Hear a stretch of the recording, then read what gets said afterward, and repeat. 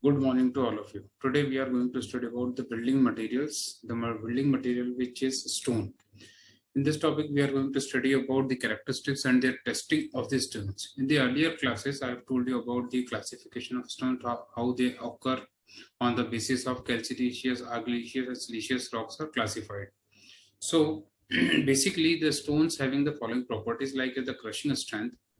For a good building stone, the crushing strength should be greater than 1000 kg per centimeter square. That means the load is applied on a piece of stone having the area of 1 centimeter by 1 centimeter.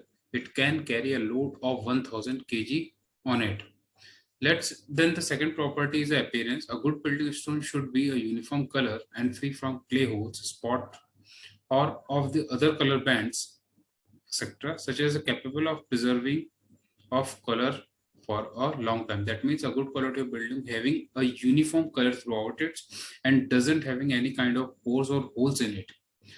Then the next property is the durability. A good building stone should be durable. The factors like heat, cold, alternative, wet and dry, dissolved gases, rain, wind, high wind velocity affect the durability. That means the stones are very durable.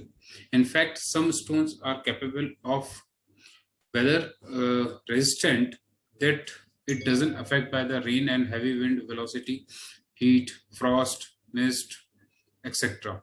Then the fracture, a good building stone, its fracture should be sharp, even and clear. That means if a stone is break into the pieces, then the pieces broken having the pointed edges, sharp and even clear, the fracture surface can be seen. Then the percentage of wear, that is if the two stone pieces are rubbing each other, then the deterioration of the stones are very less. If the stone having the less than 3% of wear and tear, that is considered as a good quality. Then the hardness is the capability of a stone in which it can resist the outer force acting on it. If the stone possessing the hardness greater than 17, it is treated as a hard, and it can be used, or it is usually used on the road works on the surface. So as the action of wheels movement on the particular surface, then the stones less deteriorates and having the durability and provides the longer time for serviceability.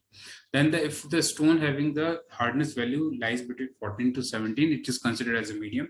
And if the hardness is less than 40, then it is considered as a poor stone and it cannot be used on the surface of the road. Then the resistance to fire. A good building stone should be fireproof, such as sandstone and argillaceous stones are the best stone for the fire resisting purposes. Then the specific gravity of a good building stone should be greater than 8.7, so that they are used in docks and harbors. Then the texture of a good building stone should have a compact, fine crystalline structure, and it should be free from cavities, cracks, patch, potholes, and loose materials. That means the structure should be even, the texture should be fine, and it doesn't having the potholes or the cavities or the cracks, so that if the stone having the cracks or the cavities, then it is porous inside and having the less strength to carry the particular load. Then the water absorption of good quality of building stone should have not exceed 5% of water by its weight. That means if the stone absorbing water more than 5% is not considered for using in the construction work. The seasoning is a process in which the stone is kept for a particular interval of time, likewise 6 to 12 months, so that it can attain the adequate limit of the moisture and possess the durability for the longer time of period. That means a good quality of building stones having the minimum value of 12 to 15% of moisture in it. Then the toughness index is the property of a stone which it can resist the acting force on it. If the impact value is greater than 19, it is considered as a tough stone, and if it is having the toughness value less than 13, then it is considered as a poor stone. Then to find out or to justify these properties of a stone, then these are considered or can be classified on the basis of the test conducting on the stone. Likewise, crushing strength of the stone, water absorption, abrasion value, impact value, and acid test. On the basis of these tests and the parameters or the result obtained, then on the basis of these results, the properties of the stones are classified. First one is the crushing strength of the stone. That means for finding out the crushing strength, a piece of stone is taken having the size of 40:40:40 mm.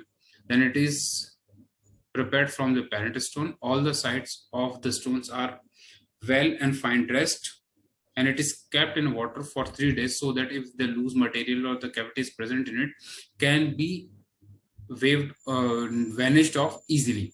Then the saturated specimen is provided with the layer of a plaster of Paris on its top or the bottom, so that the even surface can be prepared and the load applied on it can be distributed uniformly.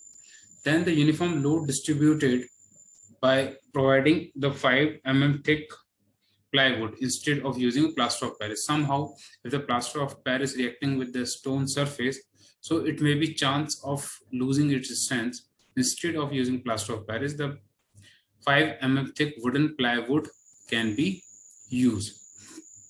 Then the specimen is placed in a compression testing machine and the load is applied at the 40 Newton per mm square per minute. Then the crushing load is noted and the crushing strength is equal to the crushing load divided by the overall area which is applied on the stone. At least the 3 specimens should be tested and the average of the value should be taken. This is the machine, the compression strength testing machine, on which the crushing strength of the stone is found out. And the crushing strength is found out